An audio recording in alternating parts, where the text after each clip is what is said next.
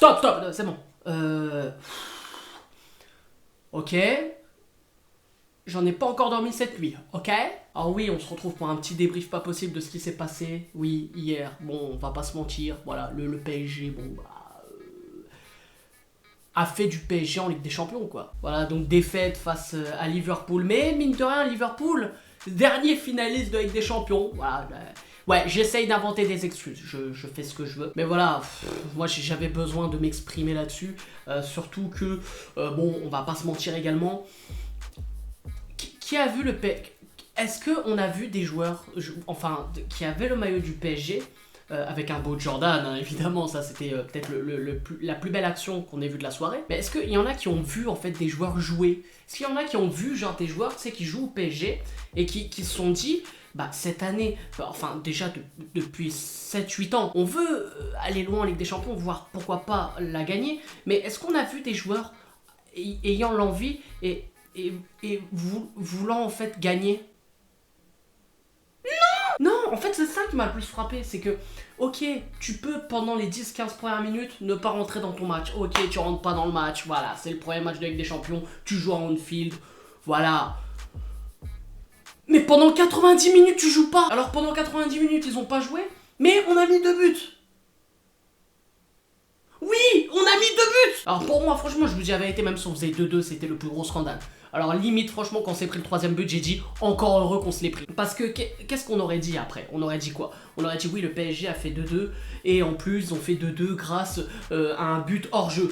Tu vois, on aurait encore plus enterré le PSG. Alors limite, c'était mieux, on perd. Voilà, on perd. On a perdu, on a 0. Genre on a 0, on est en... Bon, je sais plus le faire, tu vois. Mieux, c'est mieux, on a 0. C'est mieux, on joue plus. C'est mieux... Pourquoi on joue la Ligue des Champions? Mais c'est bien, on gagne 8-0 contre Reims, 7-0 contre Toulouse, tout ça, ça c'est bien. Voilà, on gagne ces équipes-là, et puis c'est tout. On se fait pomper en France, il n'y a pas de souci. Et en Europe, on va pas jouer en Europe, ça sert à quoi? Et puis, dans ce match, qu'est-ce qu'il y a eu de bien? Alors, du côté du PSG, qu'est-ce qu'il y a eu de bien? Alors, qu'est-ce qu'il y a eu de mal du côté du PSG? Alors, bien sûr, Neymar, inexistant. Neymar, limite, en fait, ce gars-là... Tu vois, moi, par exemple, dans mon club, tu vois, on fait des entraînements où des fois, tu sais, on doit jouer en 2 touches, 3 touches. C'est pour, tu vois, lâcher la balle plus vite et pour qu'il y ait du jeu, tout ça. Neymar, il faut qu'il joue en 0 touche. C'est-à-dire, il fait des appels, mais il touche pas la balle. Parce que le mec, il fait 48 touches pour rien. Ok, on sait que tu sais dribbler. On sait que t'es techniquement... Pour moi, t'es peut-être le meilleur joueur du monde, techniquement. Là-dessus, il n'y a pas de souci. Neymar, c'est le technique d'or. Mais ça sert à rien. Parce que pourquoi? Tu gardes la balle 48 ans pour au final perdre et qu'il y ait des fois même des contre-attaques. Mais ça sert strictement à rien, mon gars. J'ai parlé comme les alcoolos là qui vont voir les matchs le dimanche là. Allez, mon gars, tu sais, t'as toujours un kéké pas loin. Allez, kéké, allez, mon gars. Bref, on revient au match. Donc, bien sûr, Neymar, insuffisant, voire inexistant. Qui c'est que je peux critiquer? Parce que là, on a le choix. Di Maria. Bon, Di Maria, il a un peu couru. Ça lui change. Mais... il sert à rien. C'est pas 10 Maria, c'est 0 Maria. Il y en a pas 10, c'est 0-0. C'est pas ma meilleure vanne, je te cache pas. Bernat, l'arrière gauche. Alors dans les 10-15 premières minutes, quand le PSG était vraiment... Enfin, bon, c'est vrai qu'ils ont été au fond pendant 90 minutes, mais je parle en début de match. Bernat était pas mal. Et il s'est dit, tiens, je vais me mettre au même niveau que mes coéquipiers, je vais commettre une faute, un péno. Donc du coup, bon, voilà, Bernat, pas terrible. Ensuite, il y a qui ils ont tous été flingués. Alors Mbappé, pour moi, Mbappé c'est pas un joueur de couloir. Pour moi depuis le début, Mbappé c'est un mec qui doit jouer dans l'axe. Mais qui dit Mbappé dans l'axe dit Cavani dégage. Alors personnellement Cavani, le truc c'est que si l'équipe n'est pas bien, Cavani ne va rien changer, tu vois le truc ou pas? Parce que Cavani c'est le mec, il doit avoir des caviars, il peut pas faire la différence tout seul. Il doit avoir quand même une équipe derrière lui, même si c'est un très très bon finisseur. Cavani franchement, on peut le critiquer, mais Cavani c'est quand même l'un des meilleurs attaquants en Europe, surtout dans la réussite.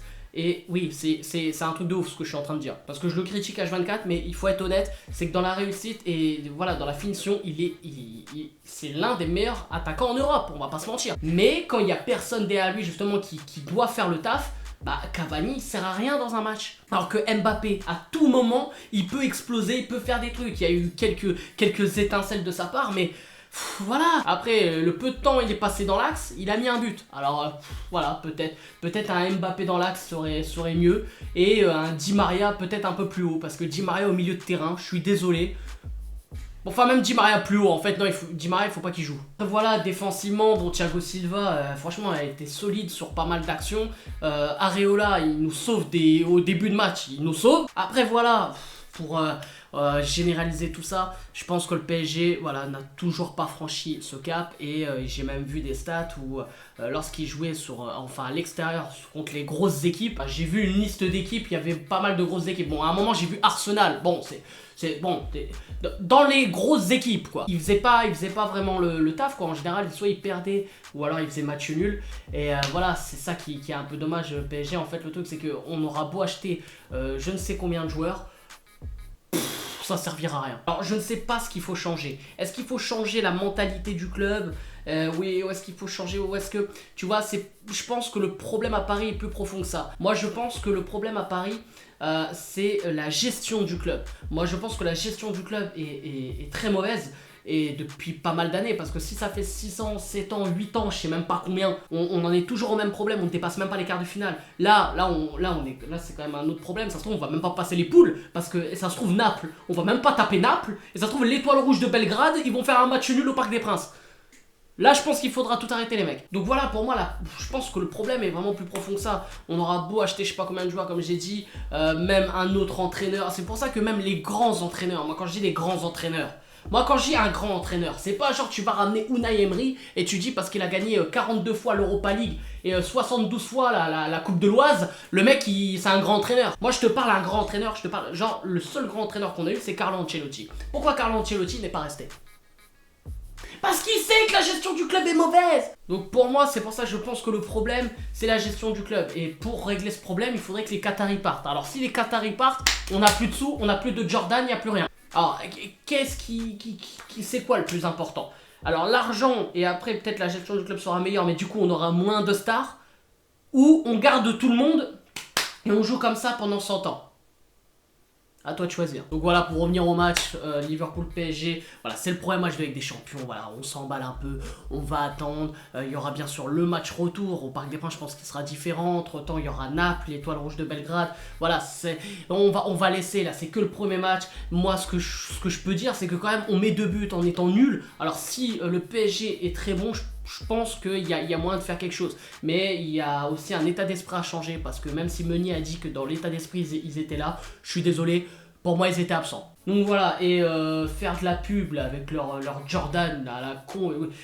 Pour moi, voilà, PSG c'est devenu une entreprise de marketing. Donc voilà, il faut changer l'état d'esprit, il faut changer aussi la marque, il faut revenir à Nike. Parce que si tu as un maillot Jordan et que tu ne voles pas haut, je vois pas l'intérêt. Bref les gars, c'est la fin du débrief, donc n'hésitez pas à lâcher un maximum de pouces bleus comme d'habitude. C'était Hakim Pas Possible. En attendant, prenez soin de vous, je vous aime et je vous fais la bise. Virée nocturne sur du rock, on monte sur la province vient briquer sa live sur du banditisme au rap, tu peux pas tester. Tu sais que c'est ici c'est virée nocturne sur du rock, on monte sur la province vient briquer sa live sur du banditisme au rap, tu